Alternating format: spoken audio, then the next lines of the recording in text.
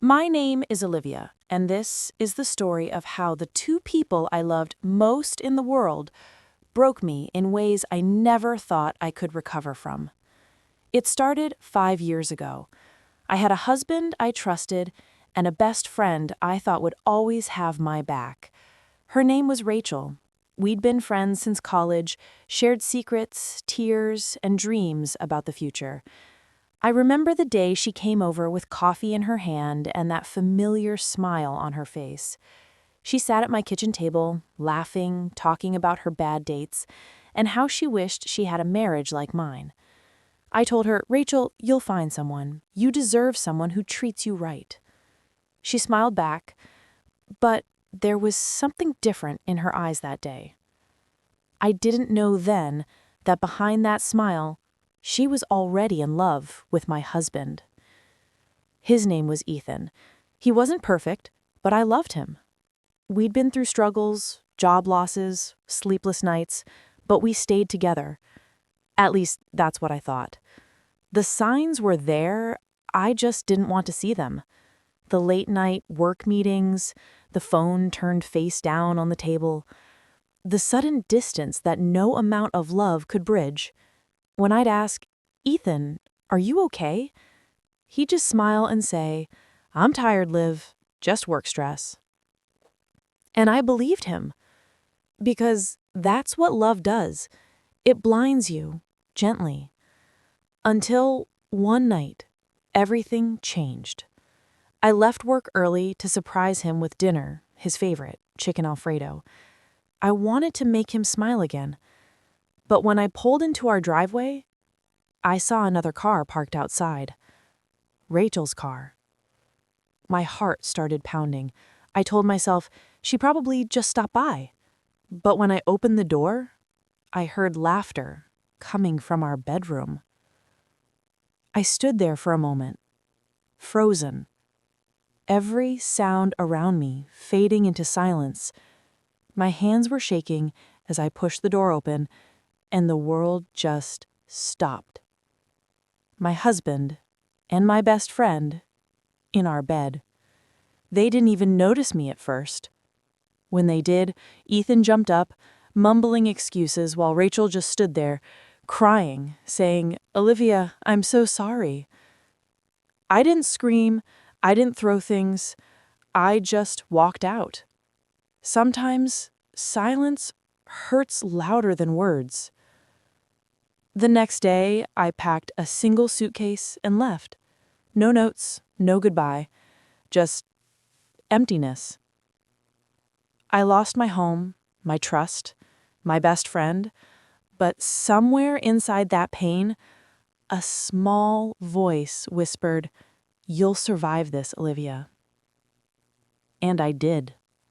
I moved to another city, got a new job, and slowly learned how to breathe again. But I never forgot. Because betrayal, it doesn't fade. It hides quietly, waiting for the day life decides to bring it back. That day came 3 years later, and with it came a call I never expected. It was Rachel. Her voice was shaking. She said, "Olivia, it's Ethan. He's dying." To be continued. I stared at my phone, frozen. Rachel's name was glowing on the screen. The name I swore I'd never see again. My heart started to race. 3 years of silence, broken by a single call. I almost didn't answer, but something deep inside, maybe curiosity, maybe pity, made me swipe the screen. "Olivia," her voice cracked. "It's Ethan. He's sick. Really sick." I didn't say a word. Just silence. The kind that makes your heart feel heavy. He needs a kidney transplant," she continued, "and you're the only match they could find." I felt my knees go weak. The man who broke my heart, the man who destroyed our marriage, needed me to live. "You have no right to call me," I finally whispered. "You took everything from me, Rachel. Everything." She sobbed. "I know, Olivia. I know what I did. But please, he's dying, and I can't lose him." The nerve. The irony.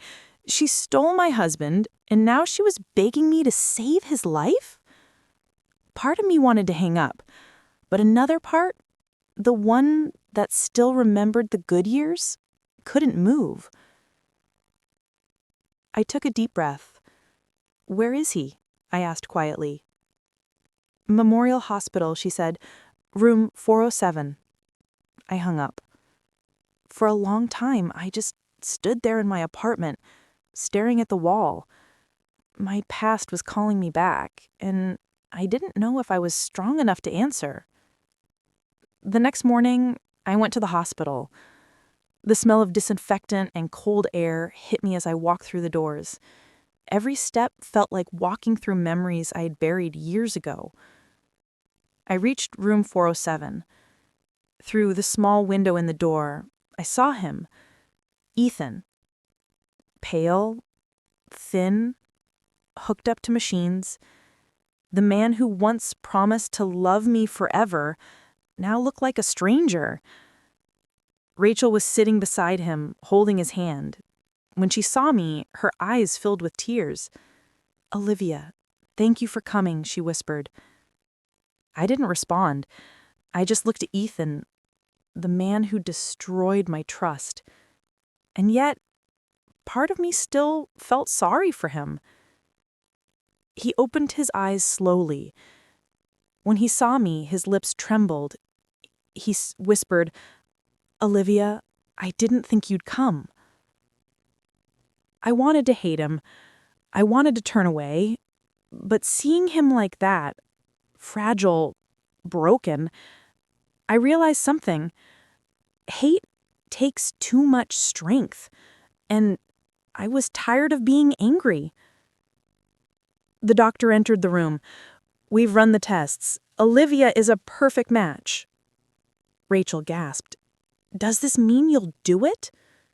I looked at her, then at Ethan, and quietly said, "I don't know yet."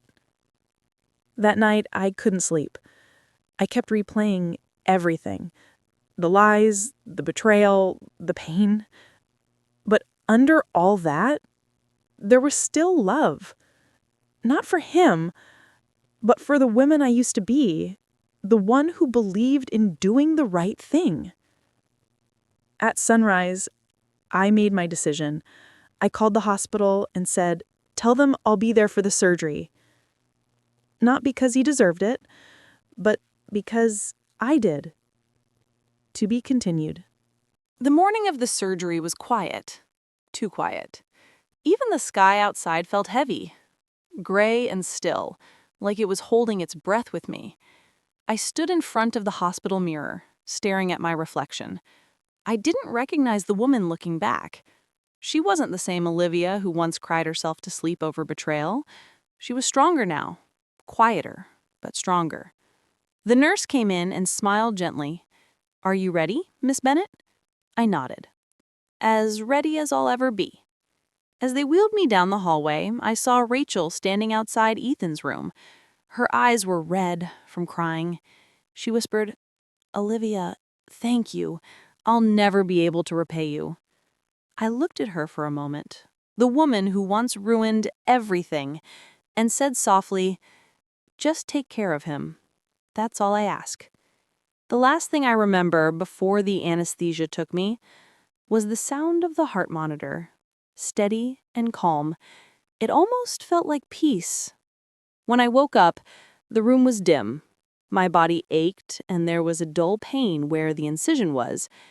A nurse smiled softly. "The surgery went perfectly," she said. "Both of you are going to be fine." Days passed. Ethan was recovering in the room next door. I didn't see him right away. I wasn't sure I wanted to. But eventually, I knew I had to. When I walked into his room, he looked fragile but alive. His eyes met mine, and for the first time in years, there was no anger, no blame, just gratitude. "Olivia," he whispered, his voice trembling, I don't deserve what you did. I smiled faintly. You're right. You don't. But sometimes doing the right thing isn't about what someone deserves. He nodded, tears forming in his eyes. He said, I never stopped thinking about you. I took a slow breath. Maybe you should have thought about me when I still needed you. The silence that followed wasn't angry. It was heavy, real, the kind that only exists between two people who've shared love and loss. I placed my hand lightly on his. I said, take this second chance and don't waste it. Rachel entered the room quietly. Her face was pale, her eyes full of guilt. She said, Olivia, I don't even know how to thank you. I turned toward her, my voice calm. Don't thank me, Rachel. Just be the woman I thought you were. I left the room quietly. As I walked down that hospital hallway, I felt lighter, freer. Not because I forgave them entirely, but because I finally forgave myself for holding on to pain that was never mine to carry. Weeks later, I got a letter in the mail. It was from Rachel. She wrote, I know I can't undo what I did, but because of you, Ethan has a second chance. We both owe you our lives. I hope someday you find the happiness we took from you. I folded the letter and smiled sadly. I didn't need their guilt. I didn't need their thanks. I had peace. A few months later, I moved again. This time, to a small town by the ocean. I opened a small bookstore, surrounded by stories instead of memories. Sometimes I walk by the shore at sunset, and I think about everything I lost, and everything I found. Strength, peace, and the quiet power of letting go. Forgiveness doesn't mean forgetting. It means remembering without the pain. My name is Olivia, and this was the story of how I lost everything, only to find myself again.